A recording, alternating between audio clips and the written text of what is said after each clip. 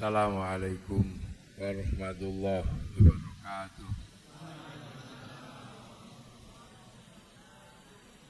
Bismillahirrahmanirrahim. Bismillah, alhamdulillah, wassalatu wassalamu ala rasulillah Sayyidina Muhammad ibn Abdillah wa ala alihi wa ashabihi wa azwajihi wa dhurriyyatihi wa ahli baitihi wa man tabi'ahum bi ihsan ila yaumil qiyamah. Para alim, para ulama, para kiai yang sangat kita cintai, kita banggakan, Bapak Wakil Gubernur Gus Yassin yang kita cintai, para jamaah sholat tarweh di gubernuran, saya hormati. Alhamdulillah malam hari ini kita bersama bisa memperingati turunnya Al-Quran. Jadi Al-Quran itu turun, jadi bahasanya adalah turun. Nuzulul Quran, turunnya Al-Quran. Turun itu pasti yang dibayangkan adalah dari atas ke bawah. Jadi dari tempat tinggi ke tempat yang rendah. Itu pasti bahasa kita mengatakan tentang arti turun. Ya. Nah, ini menggambarkan bahwa Quran itu turun. Turun dari mana?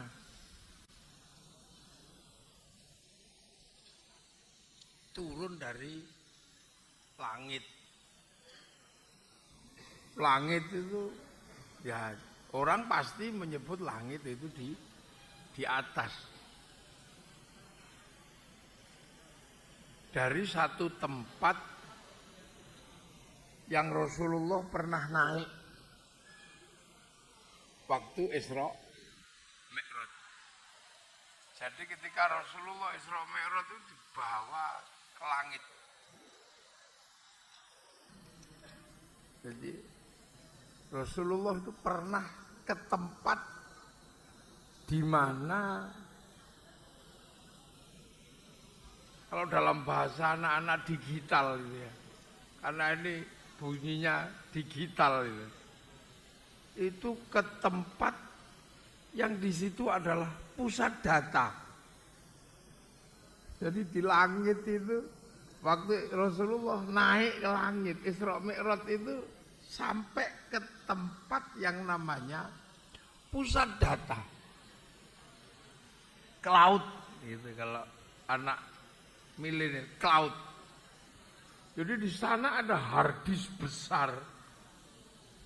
Yang di situ memang pusat data dunia itu ada di situ.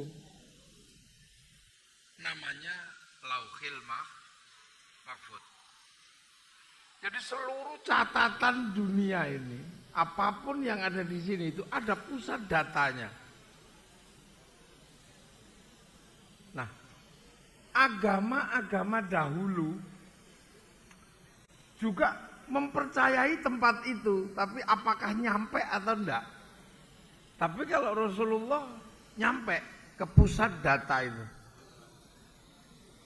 Orang Yahudi Nasrani menyebut pusat data itu namanya Tabut Sulaiman.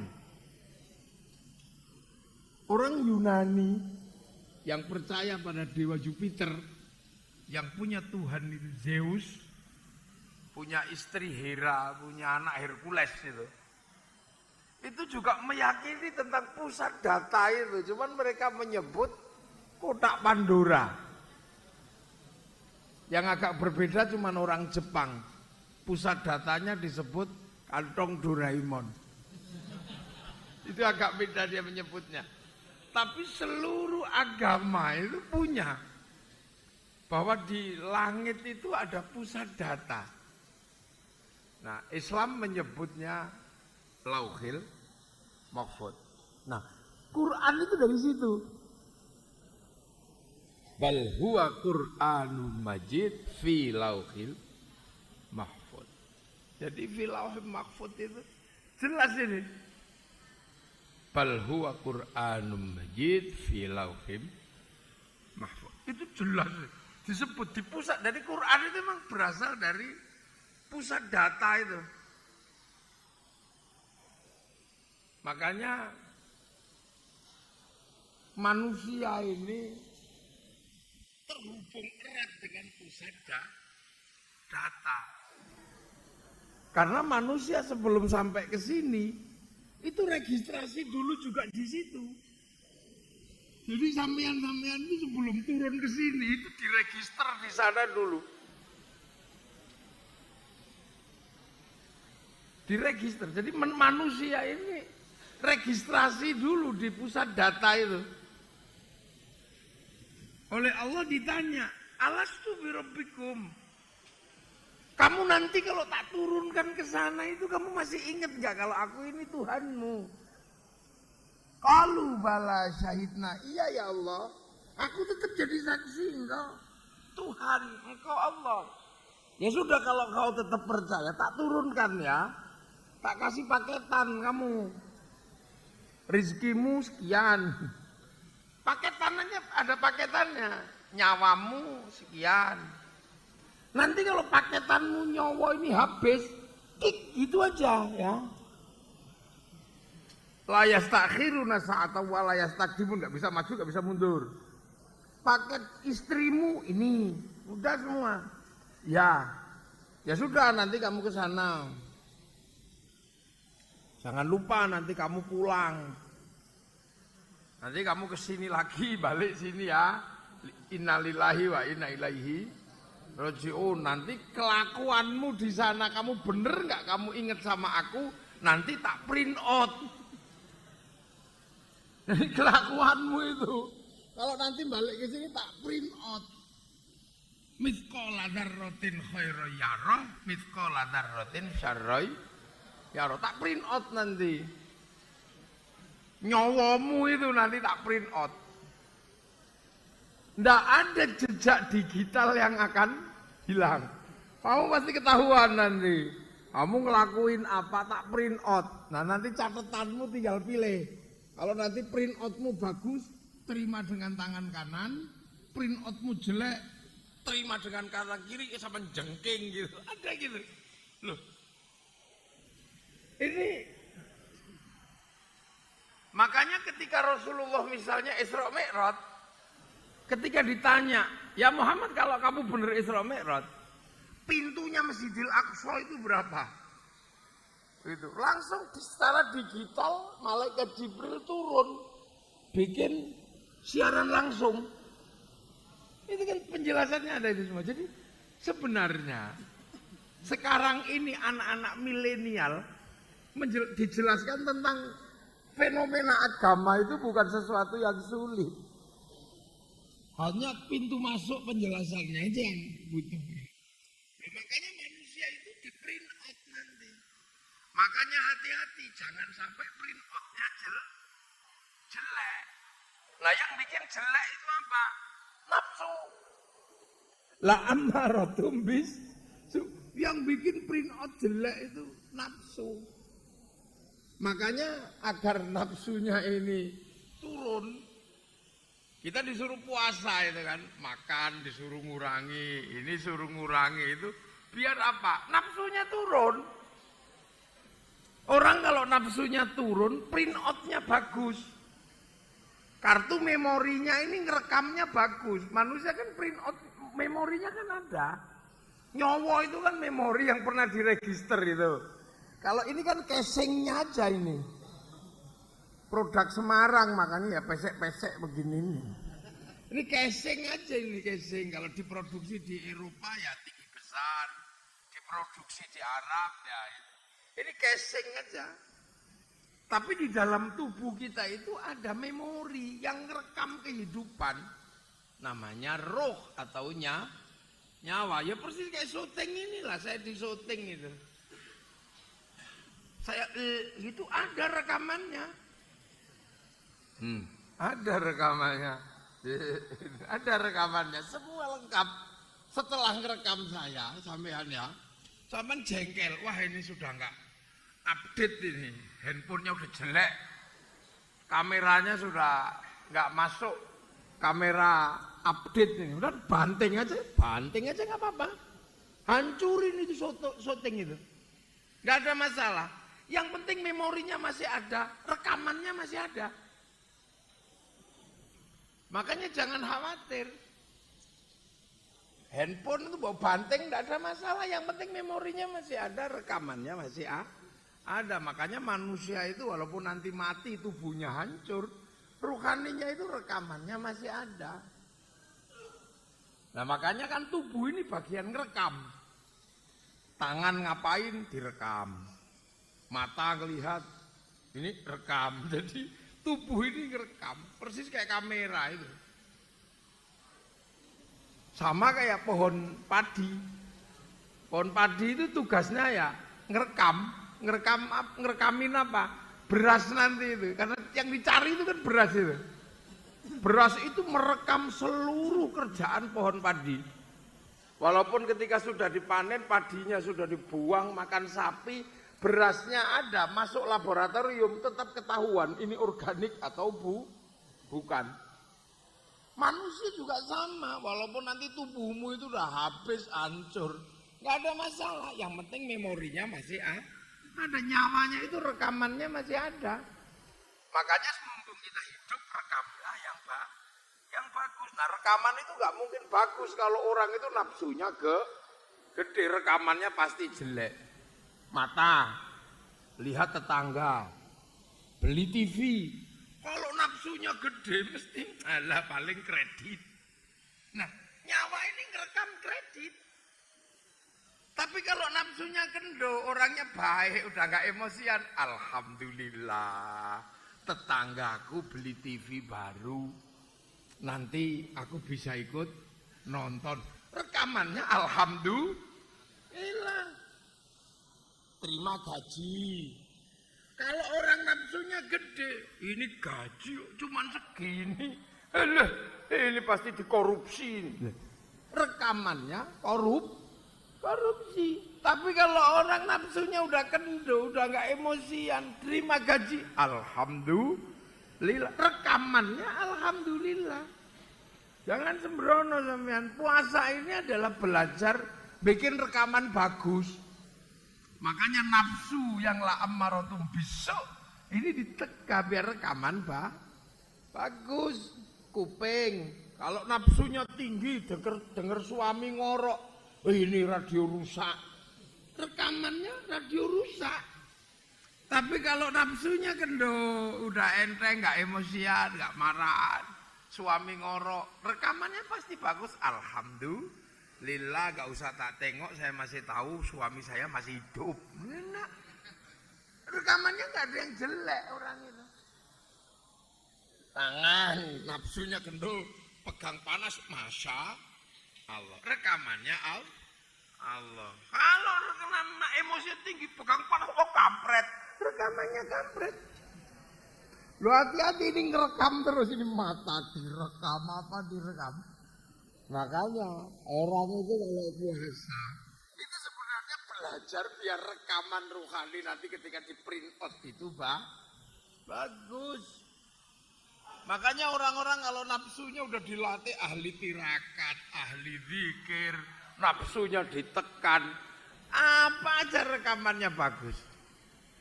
Sampai lihat ayam naik masjid itu rekamannya bagus. Alhamdulillah. Ini kok gak nelek begitu jerot nelek. Alhamdulillah santriku bisa praktek toharoh membersihkan telek ayam dari atas masjid. Rekamannya gak ada yang jelek. Jadi secara digital ini bagus. Makanya kalau ada rekaman yang jelek, itu ada caranya, hapus. Itu kan. Ittaqillaha haitsuma kunta. Fa'atbi sayyi'atal hasanata tamhu. Maka bisa ditipek gitu loh, bisa di-delete. Dengan apa? Ya istighfar, astagfirullahaladzim, ya sudah, tipek gitu. Loh, makanya teman jangan salah. Makanya orang-orang ini kalau latihan hawa nafsu itu sebenarnya apa sih? Cari rekaman yang bagus gitu aja biar. Orang kalau nafsunya tinggi pasti rekamannya nggak ada bagusnya. Lihat suami gemuk, walah, tong, rekamannya tong. Kalau nafsunya kendor, alhamdulillah suamiku gemuk berarti makmur, enak.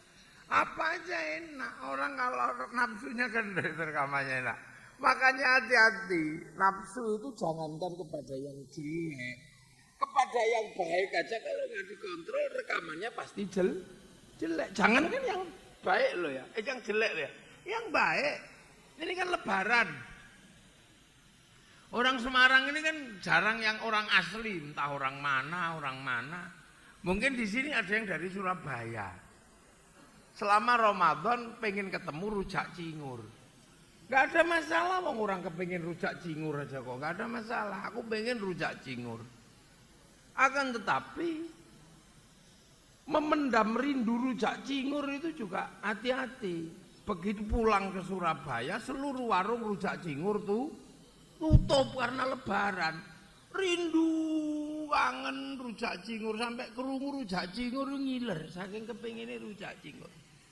1 bulan begitu mau balik Semarang, main ke rumah Pak Wali Kota misalnya. Di situ tiba-tiba ada rujak cingur. Wah ini enak ya, makan aja.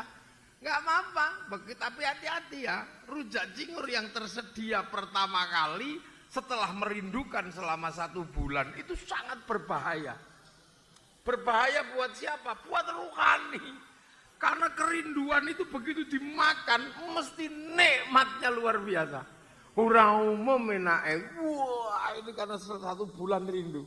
Sudah keturutan akhirnya alhamdulillah gitu. Akhirnya sore-sore main ke rumah Pak Gubernur. Ya kan tadi wali kota ke Pak Gubernur. Begitu ke Pak Gubernur, dilayani rujak cingur juga. Wah kan rujak cingur. Keturutan pagi. Udah gak terlalu kepengen. Tapi gak enak sama Pak Gubernur. Akhirnya makan juga. Pasti di dalam kepalanya, bah enakan tempatnya Pak Wali Kota. Tadi itu nafsunya gede. Yang ini udah gak, wah enakan tempatnya Pak Wali Kota. Begitu sampean merasa enakan tempatnya Pak Wali Kota, sampean ribut sama Allah. Wong pagi ini dan sore ini di tempat berbeda. Sore ini Allah kasih yang ini kok masih nggak terima, masih membayangkan yang pagi. La in syakartum la azidannakum wa la in kafartum inna adzabi lasyadid. Lihat ini nafsu ini rekamannya jelek. Makanya orang-orang ini kalau sudah rekamannya ini hati-hati sampean punya rekaman. Makanya kiai-kiai selain puasa Ramadan punya riyadhah untuk apa? Biar nafsunya ini turun, rekamannya bagus.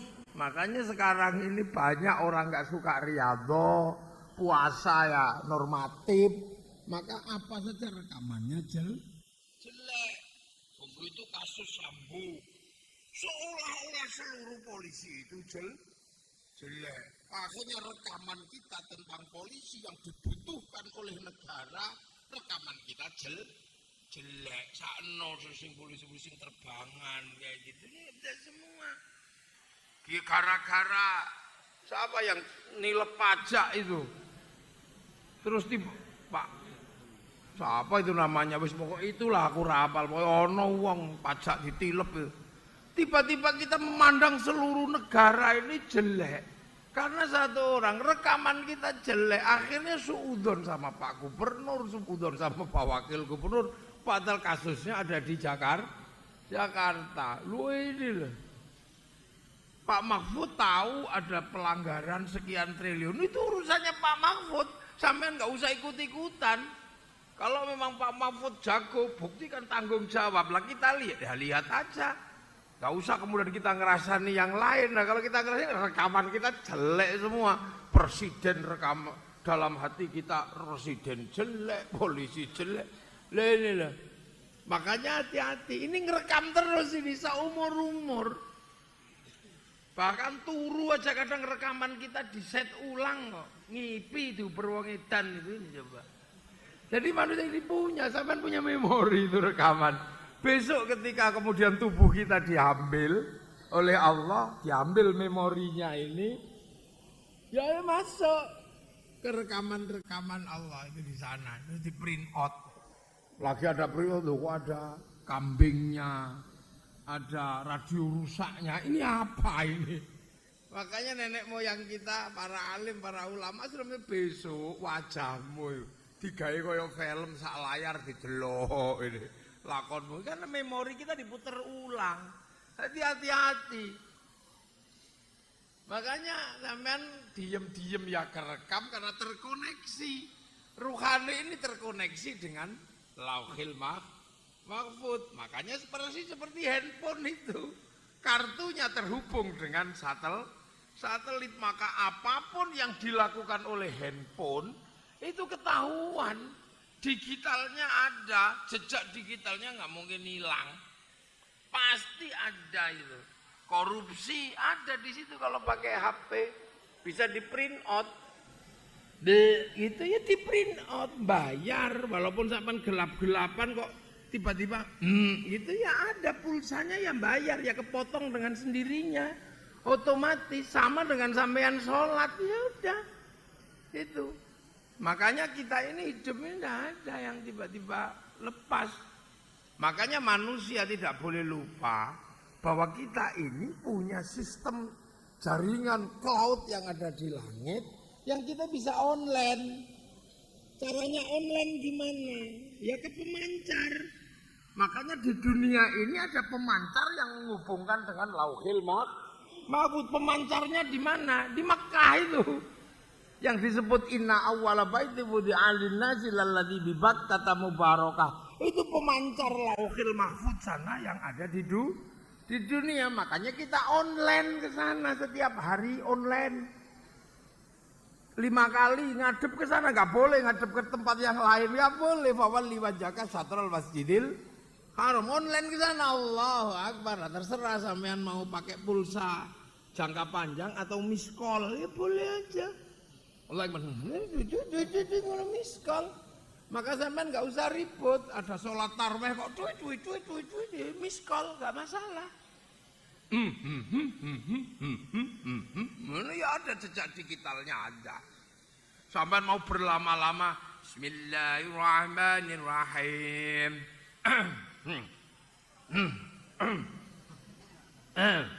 Batuknya 10 kali, ya gak apa-apa. Itu saking nikmatnya online. Halo, iya. Udah, ya. Udah ada kan. Ada, wis ya Mas ya. Ya, wis ya. Ada lah ini online. Itu di print out pulsanya ada. Lah itu makanya karena manusia ini gitu terhubung dengan sana. Kita setiap hari menghubungkan dengan sana. Makanya manusia ini bisa karena seperti kartu. Bisa kirim gambar, bisa kirim doa, bisa kirim apa. Handphone itu kirim-kiriman share-sharean gitu. Yang penting punya kuota. Kan yang penting punya kuota nge-share gambar, nge-share video. Makanya ada orang-orang yang hidupnya itu seumur-umur cuman download aja. Browsing tok. Nah itu siapa? Ya wali-walinya Allah itu hidupnya browsing. Qalu rabbuna Allah tsumma istaqamu tatanazzalu alaihimul malaika alla takhafu wa la tahzanu. Browsing. Jangan dikira Kanjeng Nabi itu dapat Quran itu 15 tahun naik turun Gua Hira. Browsing di situ online, kholwat tahannus. Makanya kalau ada yang mengatakan Rasulullah itu kayak orang Jawa karena suka bertapa. Ya enggak, orang Arab ya suka bertapa, sama saja. Buktinya apa? Buktinya punya bahasa tahanus. Orang kalau punya bahasa itu berarti punya kelakuannya. Orang Arab punya bahasa kok kholwat, tahanus. Artinya orang sana juga suka puasa, suka meditasi, semedi gitu. Cuman orang Arab berikutnya karena sudah mendapatkan produk, dia cuman make, nggak online lagi. Sama kayak kita. Dulu yang bikin Islam di Indonesia itu ya browsing. Jangan dikira Sunan Kalijaga 3 tahun, Sunan Geseng 3 tahun, dapat Toreko Syekh Abdul Qadir Al-Jilani, browsing itu 25 tahun di padang pasir. Browsing sebelum mendirikan kerajaan Mataram, Panembahan Senopati, online itu di Bang Lampir 20 tahun ini. Nah, Mbah Hasyim Asy'ari setiap malam browsing, sholat hajat 2 rakaat, rakaat pertama 41 kali surat At-Taubah, yang rakaat kedua 41 kali surat Kahfi. Itu browsing. Lah kita ya tinggal menikmati produk, makanya kemudian jangan salah, kita ini hasil produk browsing dulu itu orang tua. Wali-wali dulu juga browsing Indonesia. Makanya sampai kita menjadi bangsa ini juga hasil browsing. Kalau nggak hasil browsing dan nggak hasil online, nggak ada orang Indonesia kok berani mengambil sikap meletakkan sendi-sendi dasar beragama, bernegara dalam satu simpul mengikuti Rasulullah. Nggak ada. Kok berani orang berbeda suku, bangsa, agama hidup dalam satu negara? Wong Arab itu satu bangsa saja bersepakat pisah dalam puluhan negara. Eropa satu bangsa bersepakat pisah dalam puluhan negara. Afrika satu bangsa bersepakat pisah puluhan negara.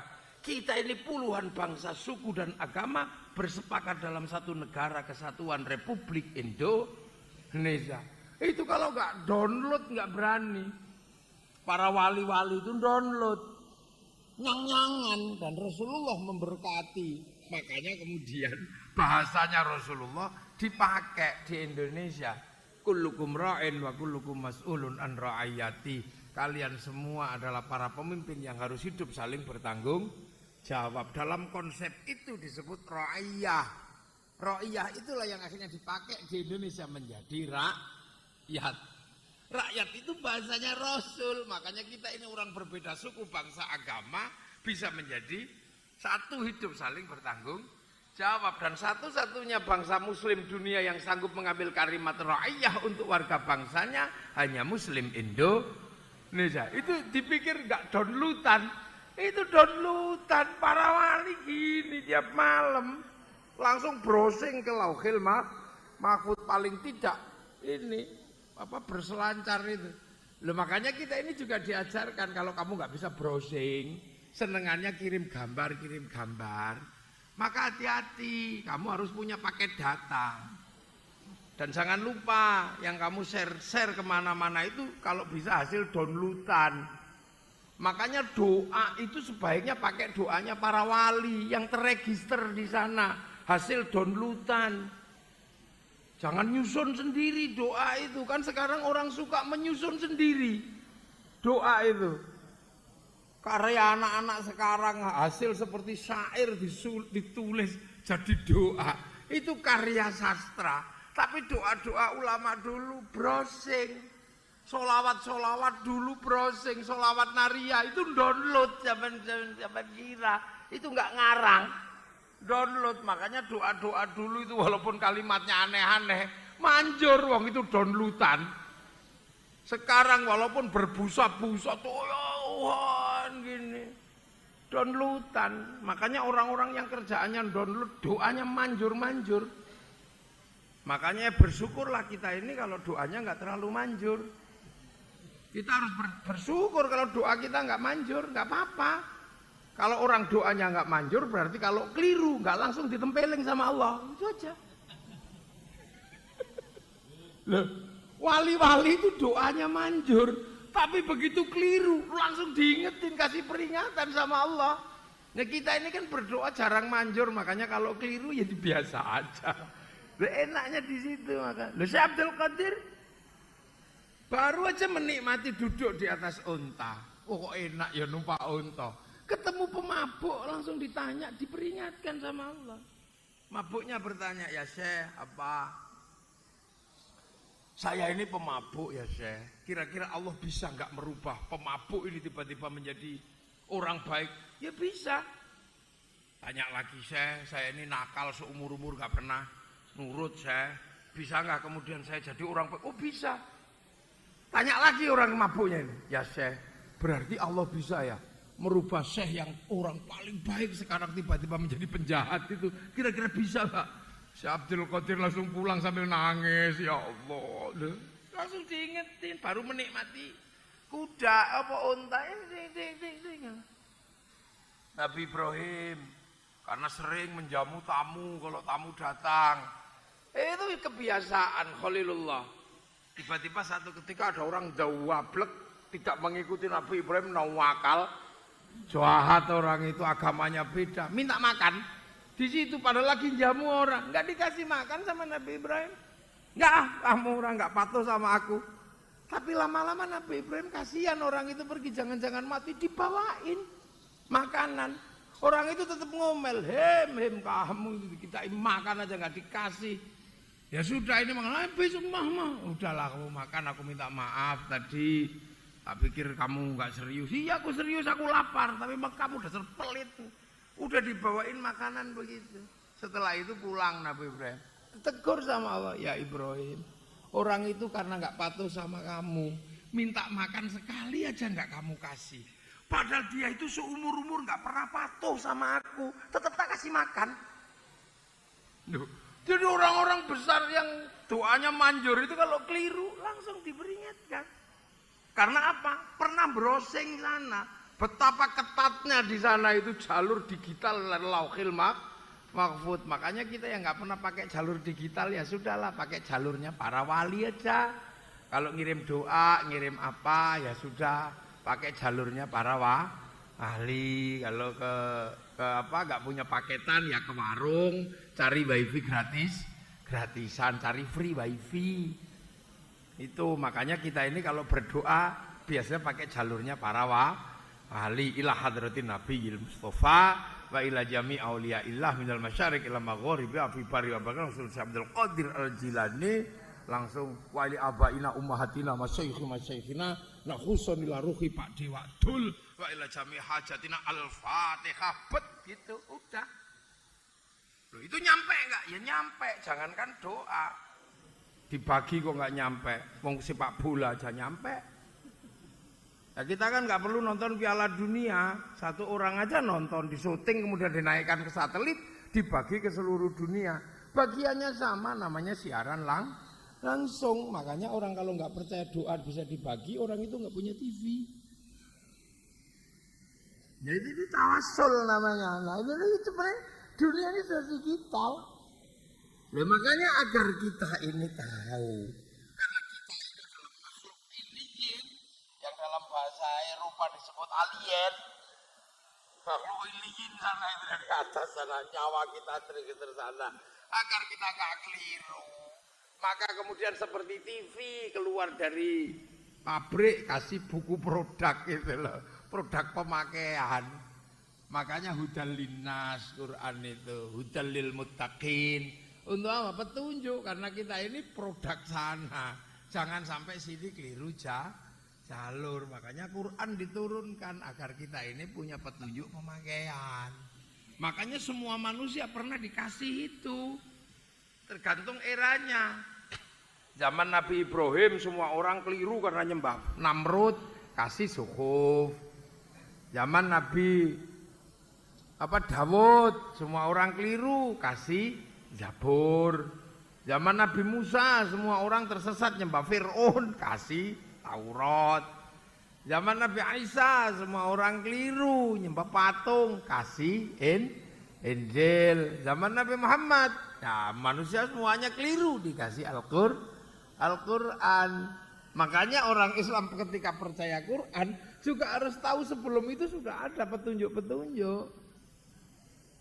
Makanya alladzina yu'minuna bima unzila ilaika wa ma unzila min Qoblik, sama buku-buku lama. Nah, makanya kalau kemudian sekarang masih ada yang pakai petunjuk lama, ya jangan ribut. Masih ada yang menggunakan petunjuk Injil, masih ada yang menggunakan petunjuk Taurat, masih ada yang menggunakan petunjuk Zabur. Lah kita menggunakan petunjuk Al-Quran. Makanya biar enggak ribut, Nabi Muhammad dinaikkan ke Lauhil Mahfuz untuk mencari garis demarkasi agar tidak ribut. Makanya garis demarkasinya dari mana? Garis demarkasinya minal Masjidil Haram ilal Masjidil Aqsa, karena dua-duanya problemnya di situ. Yang di Masjidil Aqsa Taurat, Injil, yang di Masjidil Haram Al-Quran. Tapi bahwa 3-4 kitab besar petunjuk dunia ini menjadi barokah. Makanya Masjidil Haram ya barokah, Masjidil Aqsa ya barokah. Maka disebut alladzi barokna haulahu, karena sama-sama pegang petunjuk. Jadi jangan mikir sampean. Nah, yang alladzi barokna haulahu yang berpegang di Masjidil Aqsa bergerak ke Eropa. Nah, salah satunya yang dari Masjidil Haram bergerak ke Indonesia lah, yang bergerak ke Eropa. Makanya yang ke Eropa ini menguasai teknologi logam. Karena di sana ini banyak sekali orang Yahudi. Orang Yahudi masih memegang kitab Taurat dan kitab Zabur. Kitab Zabur itu kitabnya Nabi Dawud. Nabi Dawud itu raja logam. Raja logam Nabi Dawud. Makanya teknologi logam dunia itu yang menguasai orang Yahudi. Karena apa? Punya kitab Zabur. Sampai nggak perlu bertanya yang asli mana. Pokoknya mereka masih pegang. Jadi Zabur ini isinya mengahli logam dunia. Orang Nasrani pegang Injil. Ya di situ pengobatan apa nabinya itu tabib besar Nabi Isa. Makanya obat-obatan, rumah sakit, farmasi, sampai vaksin, sampai apa masih dominasi orang Eropa. Nah, di era digital ini ketemu semua.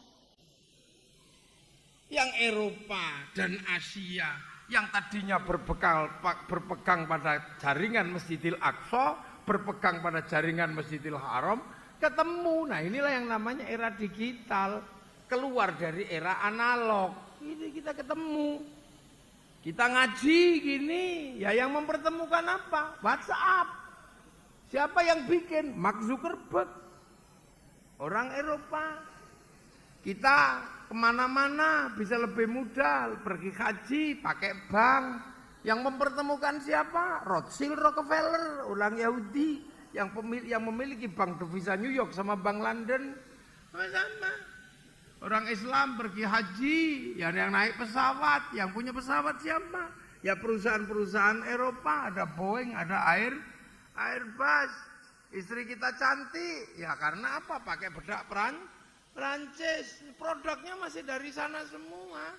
Lah pertanyaannya adalah kaum muslimin ini bergeraknya kapan? Ya mari pelan-pelan bersama-sama. Kan gitu. Karena apa? Quran itu hudal lil muttaqin. Nah, muttaqin itu siapa? Alladzina yu'minuna bil ghaib. Itu pertama kali, sementara kita ini hari ini paling ribut dengan ghaib. Jadi mutakin yang berbicara tentang ghaib hari ini dipersoalkan luar biasa. Ada kaum muslimin yang sekarang selalu setiap hari membicarakan ghaib, dan setiap berbicara ghaib keluarnya langsung musyrik. Nah ya sudah. Artinya pintu masuk pertama menjadi mutakin sekarang jadi bermasalah di kalangan kaum muslimin. Kenapa akik dipersoalkan? Karena ghaib. Kenapa keris dipersoalkan? Karena ghaib. Kenapa ziarah kubur para wali karena ghaib. Kenapa doa bersama disebut ini? Karena ghaib. Jadi dengan ghaib itu ada hari ini kaum muslimin yang antipati. Padahal Quran itu hudal lil muttaqin. Muttaqin itu pertama adalah yu'minuna bil ghaib. Ini yang kadang kita ini. Sementara ulama-ulama ghaib sendiri, wais dimusyrikno, kafir musyrik. Setiap hari Toreko dimusyrikno, belajar hizib musyrik. Dulu kalau di pesantren masih agar anak-anak mengicipi gaib itu diajarkan. Hizib, bacok ting gitu aja. Makanya kan jajal waja'alna min baini aydin sadda wa min khalfihim sadda fa usainahum fa hum la yubsirun. Itu jalil mutaqiin bil ghaib, di situ ada gaibnya. Mencintai perempuan kok ditolak, jajal kegaibannya apa? Innahu min Sulaiman wa innahu bismillahirrahmanirrahim. Punya istri cerewet, dijajal kegaibannya apa? Sumumbuk mun umyum fa hum la. Ya dulu itu ada pelajaran-pelajaran itu. Itu gaib. Terus kemudian mutakin kedua itu mendirikan sholat, yuqimunas sholat. Sholat itu ngadep yang gaib. Nah karena ngadep yang gaib itu husnudzon. Ka'annaka tarahu fa illam takun tarahu fa innahu yaraka. Lah tiba-tiba sholat yang tadinya ngadep yang gaib sekarang menjadi sesuatu yang material. Takbirnya harus begini, kalau enggak begini kamu enggak diterima. Yang terima itu kamu apa Allah? Lu sholat itu husnudzon kok. Semua orang sholat pasti belajar cara sholat yang terbaik. Yang terbaik pastilah. Sampai orang Indonesia kukur-kukur aja enggak berani kok. Kok tiba-tiba wis kukur-kukur enggak berani, masih dikatakan sholatnya enggak sah. Gara-gara apa? Gara-gara Allahu Akbar kabiro. Bukan Allahumma ba'id, itu repot sudah. Lu sholat itu ibadah itu ka'annaka tarahu. Ini jadi masalah lagi. Karena akhirnya apa? Yu'minuna bil ghaibnya hilang. Akhirnya sholat yang mestinya adalah menghadap yang gaib menjadi material. Sehingga opo-opo disalahno. Wa mimma razaqnahum yunfiqun, infak itu ya gaib. Kalau kamu udah ngasih aja, nggak usah kamu hitung. Nggak usah kamu hitung, kamu kalau 10 keluar dapat 100, nggak usah dihitung. Nanti malah ruwet, begitu nggak dapat kamu ngamuk sama wah Tuhan nggak serius belas ini. Itu. Nah yang keempat mutakin itu berat lagi. Karena walladzina yu'minuna bima unzila ilaika wa ma unzila min qablika. Jadi belajar dari semua kitab. Makanya sampean kalau cuma paham Quran, gak usah ribut masalah Injil. Belajarlah Injil itu kayak apa sih, belajari. Taurat kayak apa. Lah kita ini belajar Injil dari desertir, makanya kita ribut aja. Dari orang-orang yang pindahan dari agama lain, tiba-tiba olok-olok agama yang sebelumnya. Nah kita sebagian besar belajar dari situ. Orang mantan pendeta, tiba-tiba masuk Islam, jelek-jelekin semua orang Nasrani. Padahal itu persis kayak orang bercerai. Ketika pertama kali setelah perceraian jelek karena adalah mantan istrinya atau mantan suami. Nah kita rata-rata belajar, makanya antar agama ribut. Karena apa? Hampir semua agama tidak pernah belajar dari sumber Al-Quran dan wama unzila min qablik, tapi belajar dari desertir ini. Orang baru lepas langsung suruh pidato, Fatihahnya aja belum beres suruh pegang mic, ya ribut. Quran sebegitu banyak dia nggak lihat ini. Tiba-tiba ada yang mengatakan tahlil nggak ada, 7 hari 7 malam, 7 tahlilan, nggak ketemu dalilnya. Loh kamu itu belum lihat karena kamu baru masuk. Ya kan gitu. Nasionalisme tidak ada. Kayak Hasyim nggak ketemu. Ya kamu baru masuk belum lihat yang asli kayak apa. Loh, ini problem. Loh makanya kita ini kadang kenapa Quran ini kapan sih? Itu orang bertanya. Quran ini kapan akan menemukan ini? Karena cepat atau lambat Quran ini akan menemukan puncak kejayaannya. Karena sudah dijanjikan oleh Allah akan muncul orang yang namanya ulul albab. Siapa? Jadi inna fi khalqis samawati wal ardi wa ikhtilafil laili wan nahari la ayatin lil albab.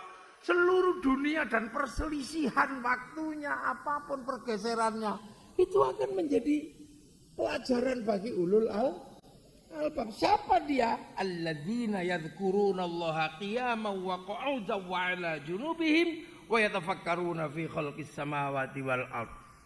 Itu orang ini yang mikir berdiri, mikir duduk, mikir terlentang juga mikir. Mikirin semuanya. Akan ketemu semuanya. Dunia akan ensiklopedik di bawah orang ini. Semua rahasia dunia akan ketahuan sama ulul albab ini. Sampai kemudian karena sudah ensiklopedik dia mengatakan Rabbana ma khalaqta hadza batila. Ya Allah, tidak ada yang sia-sia. Sekarang kita aja mikir nyamuk aja masih bingung. Belum ensiklopedik ya. Telek kebo belum ensiklopedik. Yang sudah ensiklopedik baru kunyit, bajakah, apalagi temulawak, pelkina. Itu baru segitu-segitu aja yang ensiklopedik. Padahal dunia ini nanti menjadi ensiklopedi besar buat ulul albab. Seluruh rahasianya itu ketahuan. Nah kalau sudah itu ketahuan terus kiamat. Makanya kiamat itu nunggu Indonesia.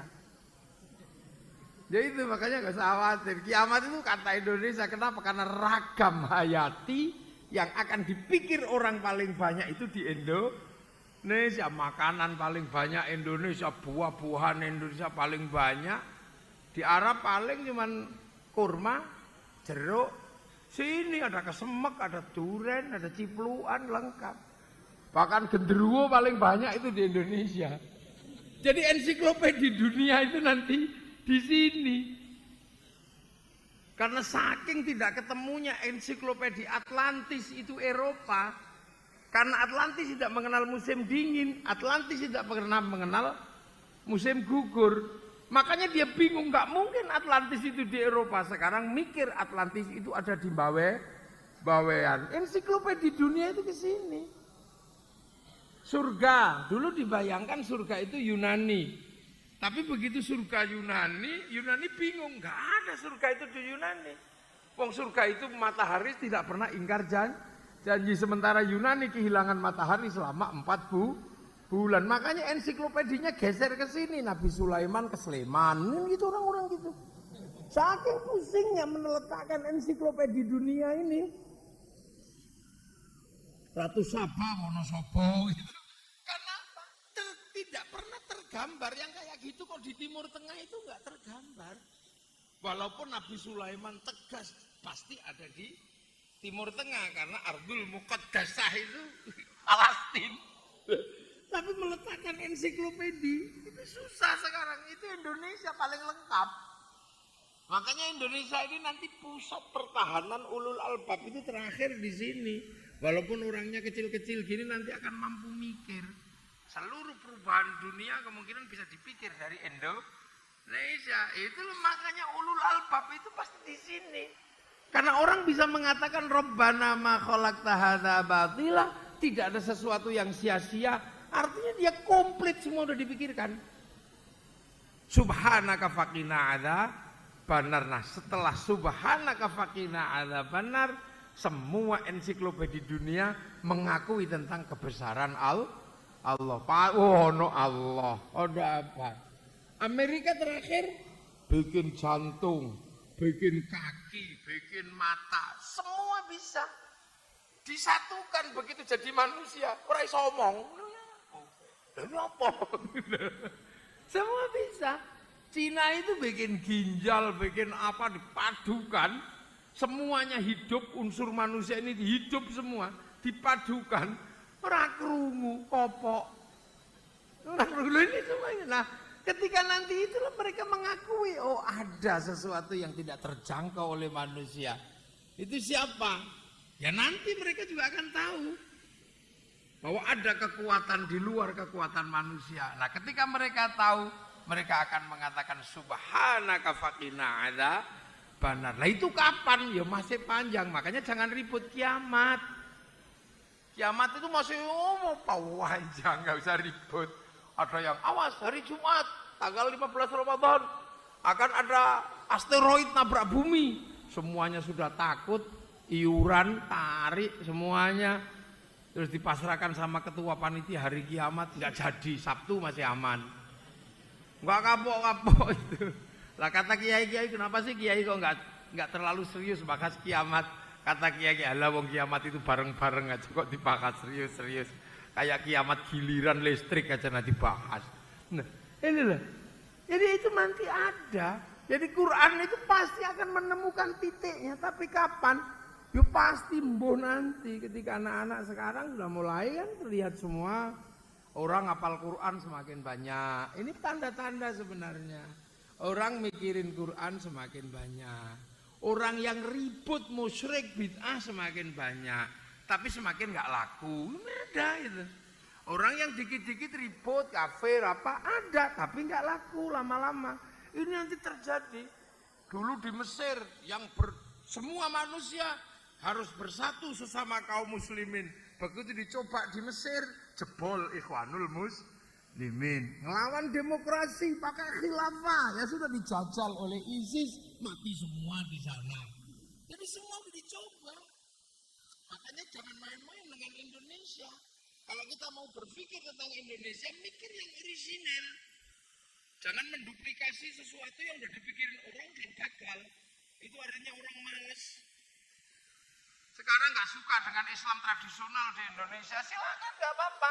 Mikir yang genuine Islam Indonesia, jangan duplikasi punyanya Mesir yang sudah gagal di Ikhwanul Muslimin. Anda nggak suka dengan sistem demokrasi, silakan pikir dengan cara Indonesia, jangan menduplikasi khilafahnya Tahririyah, bubar di sana. Makanya tahun 48 begitu Bung Karno mendapatkan Indonesia harus memilih antara Soviet atau Amerika setelah Hitler jatuh, Bung Karno tidak kemana-mana, aku tak coba non-blok. Semuanya mikir, kalau Bung Karno non-blok terus Indonesia ini mau kemana? Apakah menduplikasi Eropa? Enggak, jangan.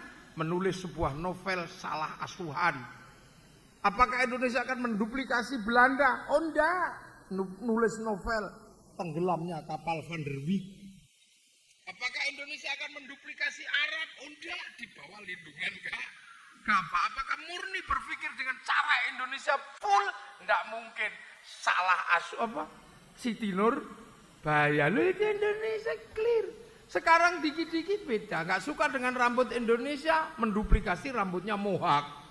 Punyanya Amerika yang celipir gini. Padahal rambut celipir di Amerika sudah selesai ketika orang Amerika kemana-mana harus pakai helm. Itu udah nggak bisa. Diduplikasi di sini lama-lama hilang juga. Loh, ini dunia, makanya kita mesti mikir. Cuman karena yang mikir itu nggak banyak, gitu kan, orang mikir itu nggak banyak, orang yang berpikir konsen tentang hal ini nggak banyak, makanya pemimpin itu nggak banyak. Kalau semuanya mikir itu, semuanya jadi pemimpin dan pasti ribut nanti, makanya orang itu nggak banyak. Kiai yang mikir tentang tentang pemerintah, tentang bagaimana baiknya negara juga nggak banyak. Makanya wakil gubernur yang santri juga nggak banyak. Coba kalau semuanya mikir itu, perang itu ribut. Makanya itu Indonesia. Jadi kita ini berada di dalam titik di mana sedang menunggu dan menunggu itu sekarang mengarah ke Indonesia. Kenapa? Karena potret kaum muslimin di dunia sekarang semuanya ada di Indonesia. Cari ilmu yang komplit itu di sini sekarang. Sampean ke Arab cari tasawuf, susahnya luar biasa, cari fikih banyak. Ke Amerika cari fikih susah, tasawuf yang banyak. Ke Afrika cari fikih susah, tasawuf yang banyak. Kalau mau cari yang komplit di sini ini masih utuh. Tasawuf masih komplit, kalam masih komplit. Makanya orang sholat paling banyak Indonesia, orang tarweh paling banyak Indonesia. Orang hafal Quran paling banyak Indonesia, masjid paling banyak Indonesia. Bahkan orang haji paling banyak Indonesia. Lah ini potretnya ke arah sini. Makanya sampean tunggu aja. Maka jadilah orang yang baik. Karena tamu-tamu dunia, duta-duta dunia nanti akan ke sini. Karena kaum muslimin terbesar dunia sekarang ada di Indonesia. Yang ke Eropa sudah macet, yang ke Rusia sudah macet, yang ke Afrika macet, ke Cina nggak gerak, yang ke Indonesia tumbuh subur menjadi kekuatan muslim terbesar di dunia. Jadi diem-diem sampean sedang menunggu tamu. Makanya jangan ribut saja. Jangan ribut persoalan Habib atau bukan Habib, sudah itu lewatkan itu. Beruntung aja kita punya keturunan Rasul ada di sini. Ya jangan ribut. saja. Ulama-ulama yang muncul menjadi orang-orang alim ya banyak. Apakah ini keturunan Rasul? Enggak, orang Jawa biasa juga bisa menjadi baik, menjadi hebat. Mbah Maimun hebat, bisa mencetak putra-putra dan murid-murid yang hebat. Enggak pernah terus kemudian, wah aku durian, enggak, biasa aja. Ini kan di sini kan sekarang lagi ribut itu. Jadi makanya sudah, yang senengannya ngaji, ngajilah, yang senengannya sholawatan, sholawatan lah. Ngaji juga bagus, sholawatan juga bagus. Kalau sholawatan kan paling enggak ya kita cinta Rasul, mahabbah. Selain itu kemudian orang jual tahu ya laku, jual spanduk laku, jual slayer laku, sampai gagang pancing lah laku. Gini-gini ini kan di Indonesia indah. Ya semuanya punya mekanismenya masing-masing untuk membangun mekanisme agama, bangsa dan negara. Karena kita sedang nanti sampai subhanaka faqina adzabannar rabbana innaka man tudkhilin nar faqad akhzaita wa ma lidzalimina min ansor. Jadi orang-orang ini cuma tolong loh. Jadi makanya kita cari pertolongan kepada Allah. Ya Allah tolonglah, ya Allah tolong. Ya Allah tolong. Nah ulama-ulama dulu itu kan selalu begitu. Makanya ulama-ulama dulu nggak berani doa terus ngarang dewe. Ora wani wong itu radon lutan kok. Makanya kiai-kiai walaupun doanya itu rada aneh, tapi itu donlutan. Donga Jawa ngene iku donlutan, jangan dikira Allahumma kitra-kitri sugih bebek sugih meri ngene. Iku donlutan badal hari yang download. Ndak wah iki bahasa Arab banda. Ini sunah mata kaji-kajiku jaran goyang tak goyang. Oh niku ya downloadan, cuman downloadan dari server yang sebelah mana, hati-hati sampean. Loh. Jadi ini sebenarnya kita dalam situasi yang sekarang lebih mudah menjelaskan mekanisme digitalnya Al-Qur'an dari Lauhil Mahfuz terkait dengan program-program digital. Ini lebih mudah. Anak-anak sekarang kalau kemarin saya jelaskan di Jakarta lebih paham. Saya berbicara di Australia, anak-anak Australia paham. Saya berbicara dengan anak Rusia apa? Paham dengan cara-cara seperti ini. Tinggal sampai kapan? Lah itulah. Nanti akan sampai bagaimana pengetahuan manusia akan ensiklopedik. Nah itu titik di mana Al-Quran akan menjadi sesuatu yang bisa digambarkan, bisa dilihat dan akan menjadi potret dunia baru. Jadi New World itu akan ada. New World itu akan ada. Dulu dibayangkan di Amerika. Makanya Sayyid Hussein Nasr pernah menulis Islam Tradisional in Modern World. Pernah menulis itu. Tapi gagal juga. Munculnya tarekat-tarekat di sana. Nah inilah. Nah, alhamdulillah makanya gini mesti diingetin terus gitu lah. Bahwa alladzina yu'minuna bima unzila ilaika Quran wa ma unzila min qablik, dan hari ini ketemu di titik-titik peradaban baru ini. Makanya jangan ribut. Jangan ribut gitu loh. Yang pegangannya Injil ya ke gereja, yang pegangannya Taurat ya ke sinagog, yang pegangannya Weda ya ke candi. Nggak usah ribut. Paling nanti kita mundur dikit, kira-kira perbedaannya di mana, pergeserannya di mana. Ya mungkin bergeser di zaman Nabi Ibrahim dan setelahnya. Karena Nabi Ibrahim semua disebut sebagai Abul Anbiya wal Mursalin. Di dalam tradisi Nasrani Yahudi disebut Abraham, dalam tradisi Islam disebut Ibrahim, dalam tradisi Hindu disebut Brahma. Kan ada. Nah pertemuannya di mana? Di istrinya. Kalau disebut Abraham istrinya Sarah, disebut Ibrahim istrinya Sarah, kalau disebut Brahma istrinya Saraswati.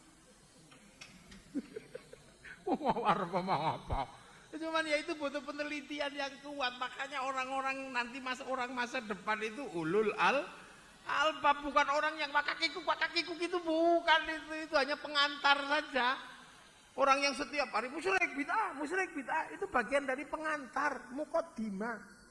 Makanya gak usah ribut di situ. Biasa kan pengantar lagi itu yang dikit-dikit itu pengantar. Itu pengantar. Ini musyrik, itu pengantar aja situasi di mana kaum muslimin akan sampai pada satu titik di mana akan muncul ulul albab. Lah muqaddimahnya ya begitu, itu biasa. Ada yang baru belajar musyrik ya bicara tentang kemusyrikan. Ada yang baru belajar sabar ya berbicara tentang kesabaran. Ada yang baru berbicara tentang fikih ya berbicara fikih.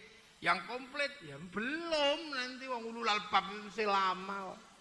Makanya ya fenomena kita ini adalah fenomena yang biasa saja sebenarnya. Akan ketemu kok. Orang sholat dari dulu ada, tapi tiba-tiba ada yang rajin sholat kalau mau pilpres. Ya ada, biarin aja nggak apa-apa. Lama-lama juga hilang sendiri kan gitu. Lah kan selalu begitu. Ada orang rajin sholat Jumat dari dulu, kiai itu sholat Jumat ya selalu ada. Nah, tiba-tiba ada yang rajin sholat Jumat kalau mau pilpres nggak apa-apa. Nanti lama-lama juga hilang dengan sendirinya. Ngomong kayak gitu. Ya kan, ada yang rajin, udah biarin aja. Dari dulu kita ini kalau itu bersedekah ya dari dulu lah kita bersedekah ya kan. Tapi ada orang yang memang lagi rajin bersedekah sampai ngitung sedekah itu sekian ya tidak apa-apa, udah itu fenomena pengantar itu muqaddimah peradaban menghantar kepada ulul albab yang alladzina yadhkurunallaha qiyaman wa qu'udan wa 'ala junubihim wa yatafakkaruna fi khalqis samawati wal ard sampai rabbana ma khalaqta hadza batila subhanaka faqina 'adzabannar rabbana innaka man tudkhilin nar faqad akhzaitah wa ma lidh-dhalimin min ansar rabbana innana sami'na munajil iman an aminu bi rabbikum fa amanna rabbana faghfir lana dhunubana wa kaffir 'anna sayyi'atina wa tawaffana ma'al abrar rabbana wa atina ma wa'adtana 'ala rusulika wa la tukhzina yaumal qiyamah innaka la tukhliful mi'ad rabbana atina fid dunya hasanah wa fil akhirati hasanah